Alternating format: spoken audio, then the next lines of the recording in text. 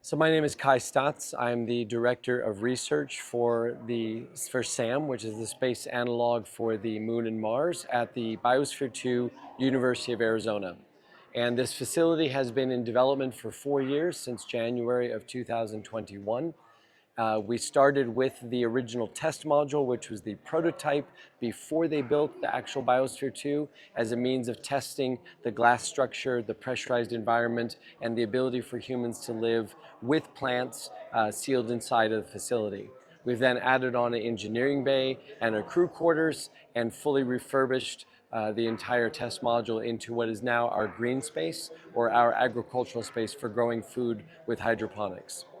So this is the airlock, the primary entrance to the airlock, and the airlock is the means by which we bring crew in and out of SAM without losing internal pressure. This is the world's only operating hermetically sealed and pressurized Mars habitat analog. Other than Johnson Space Center, they have something called the CAN, which is repurposed and renamed on a regular basis. But ours is unique in that it's a complete living environment, including a CO2 scrubber and hydroponics facility. So it really represents what might be a third generation habitat on the Moon or Mars.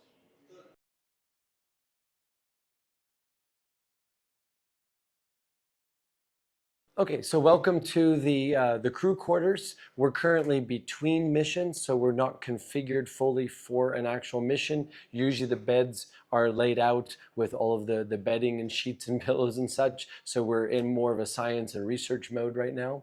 But in the crew quarters, this is where the team of up to 1 to 4 people, they sleep here. This is their common space, their kitchen. And within the kitchen, they have everything they need for several weeks of cooking.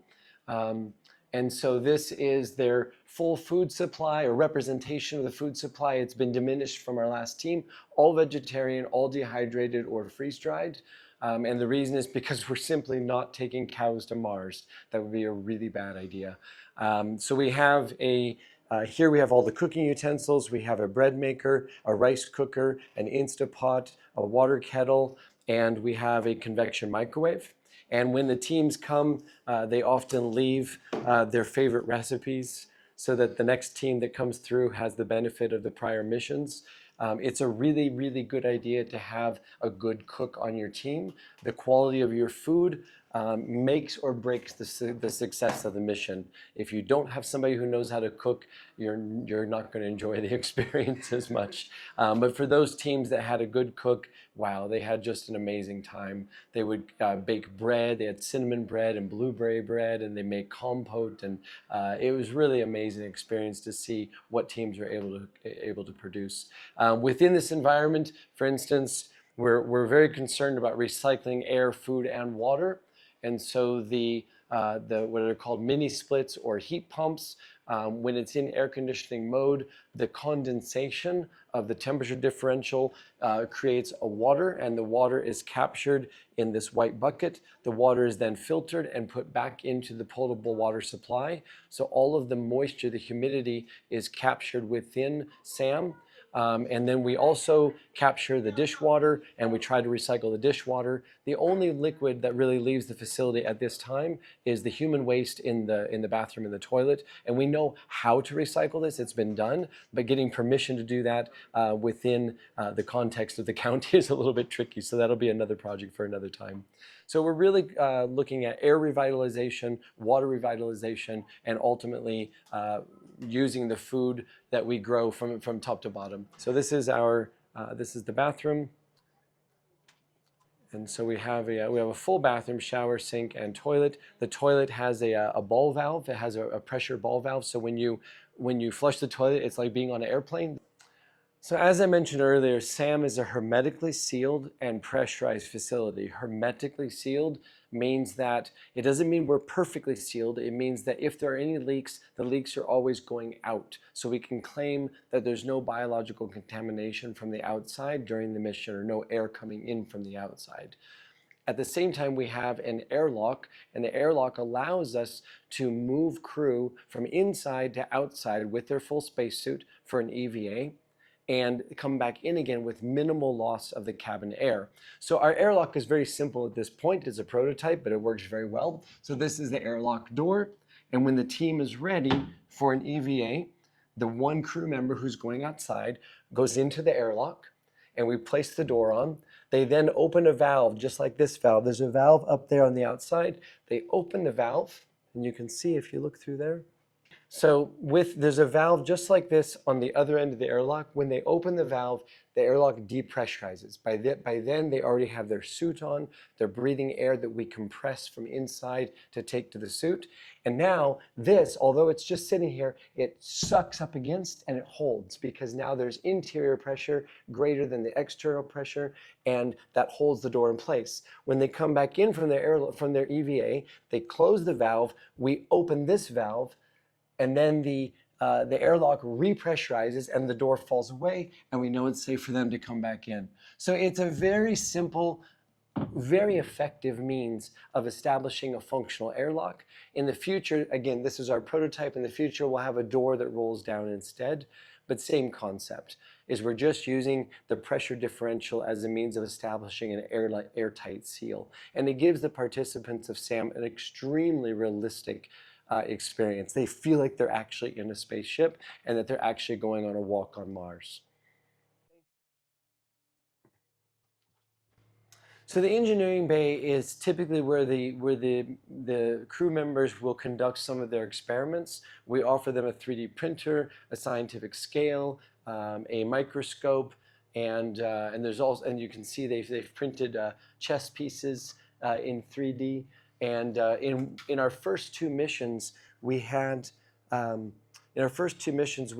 blind person, somebody who could not see, in each one of the teams. So we had braille stickers everywhere, so they could move throughout the cabin and understand where they were and how to use the equipment. But they also took the actual data, the carbon dioxide, the pressure, and the relative humidity data, and printed it so that the crew member who was blind could feel the actual data that the other crew members were seeing on their computers, which was brilliant. I was really impressed. And they did all the programming for this while they were in the habitat, which I thought was just amazing. They also measured the entire habitat and then created a 3D map, a tactile map, so that the blind crew member could not only experience walking through the habitat, but have a better understanding of the relationship between the different modules of the habitat. We also have a full medical supply, full med kit, everything that's required to do basic wound care. But in this habitat, of course, we're not going to simulate we're not going to do actual surgeries or any kind. Hopefully nobody gets injured to that level. If there's anything beyond a paper cut, anything beyond a very, very minor injury, they just walk out. It's not our goal to force people to stay inside. So if there's any kind of medical emergency, you just walk out of the habitat, you depressurize and leave. But we do have the full med kit for the basic care of the team. So this is a CMOC Live sensor. This is something that my team has developed. This is a Raspberry Pi computer with an I2C hat. And these three sensors provide pressure, relative humidity, temperature, carbon dioxide, and volatile organic compounds, otherwise known as VOCs. So we're monitoring the air quality with this. There are 4 of these that are running in different parts of SAM, 1 in each module: engineering bay, crew quarters, test module, and the lung. And that data is being, in fact, we're even collecting data now. It's constantly collected and shared between the nodes and then sent to our mission control center. But as with the communication, the data is delayed. It's delayed because if you were actually on Mars, it would take 20 minutes for the signal, for the data, to go from Mars to Earth and Earth to Mars. So because of that, because of the laws of physics, there is no Instagram, there is no Facebook, there is no live Zoom. That's impossible. So when teams come inside, we take away their cell phone. There's no cell phones. They have only email, and the email is delayed 20 minutes in each direction. And although people think this will be difficult, for most people, it's relaxing. It's actually a relief to be away from the real world for a while and to just focus on what's happening right here in front of you with your crew members, and to just be focused on the science and whatever you've brought in. So we also try to, again, simulate that to the best of our ability. Now, SAM is an analog research station. We do have teams come in, but usually once or maybe twice per year. We're not like the other analogs that have 6, 8, or 10 per year. We are principally a research station, and we have our own research objectives. So I and my team have built this entire facility over 4 years to accomplish particular goals, which we'll talk about when we go into the next room. Okay, so we're now entering the test module, which is the original prototype for the Biosphere 2.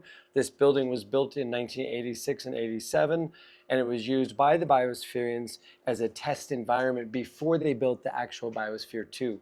So they took turns living inside from 1 day to 21 days, 3 weeks, with nothing but plants to provide all of their oxygen, all their food, and their recycled water. So it was an amazing accomplishment. At the time, it was the world's largest human-in-the-loop plant ecology experiment. So now we'll enter. So we're currently conducting a preliminary experiment with 4 food cultivars. The ones that are present now is a type of wheat, a miniature version of wheat, and peas. We just yesterday removed a lot of the plants that we were harvesting, and this is the last. These will be harvested this week. And so the goal is to understand the potential for bioregeneration. Bioregeneration is plant-based air, water, recycling, and food production. So every human spaceflight mission, from Roscosmos to Gemini and Mercury and Apollo and a space shuttle and ISS, has relied on machines to clean the air. And that's called CO2 or carbon dioxide sequestration using sorbent beds. And that's functional for small teams, for anywhere from 1 to 8 people, as on the space station. But when we move to the moon or Mars and we become an interplanetary species, we're not going to want to rely upon just machines. We're going to want to bring plants with us to do what they do here on Earth, which is to take the carbon dioxide from our breath, convert it into oxygen, and to help clean the water and such. That can be done with food cultivars, it can be done with plants that we don't eat, or it can be done with algae. And so in this facility, this is the original test module, we've built these hydroponic systems. It's our own design. And we're, again, ending an early prototype phase. The next phase of our research is to study one plant variety at a time. So that'll be peas, wheat, quinoa, or caniwa. And with those plants, we'll be doing all 4 racks, not just 2, but all 4 racks, for a total of about 9 square meters of the food cultivar. And we will be making a mathematical prediction of how much carbon dioxide they sequester and how much oxygen they produce in relationship to one person being sealed inside. So my master's student, Attila, will be staying inside. When the plants reach maturity, he'll move in, and his breath, his carbon dioxide generation, will become the fuel source for those plants. And then we'll look at how much does the carbon dioxide rise before we have plants, when we have plants, and after Attila's moved inside. It's the best way to describe the experiment with more detail, without more detail. So this is the Campbell Scientific, which is a commercial product. This is a computer-controlled system by which we manage the nutrient level and monitor the quality of the plants. And so we're just now, this is fully programmed, we're just now setting it up so that it will take the nutrients from the AB tanks and the acid, the nitric acid, and deliver this through a small pump into our nutrient storage tank. And from that tank, it'll be delivered into each one. There'll be 4 tanks total to make certain that the quality of the nutrients in the water is maintained throughout the life of the plants. So we have a statement, we have a phrase that we say, which is that the way we're going to live on Mars is the way we should be living on Earth today. And what that means is that on Earth we take for granted all the resources that we have. And we're now seeing the downside. We're seeing the detrimental effect of having taken for granted planet Earth. Our atmosphere is much thinner than we thought. Our resources are much more limited. And we're now seeing a total change in the climate of the entire planet because of our consumption. When we're in a space like this, every breath you take is literally seen minutes later on the carbon dioxide scale. Every bit of water that you drink reduces the total water you have for you and your team. And so every bit of food that you consume is a food taken away from a very, very limited resource. So by looking at the entire planet, the way we look at this small habitat or at the larger biosphere too, is really a better psychology, a better philosophy for how we take care of our first planet, which is planet Earth.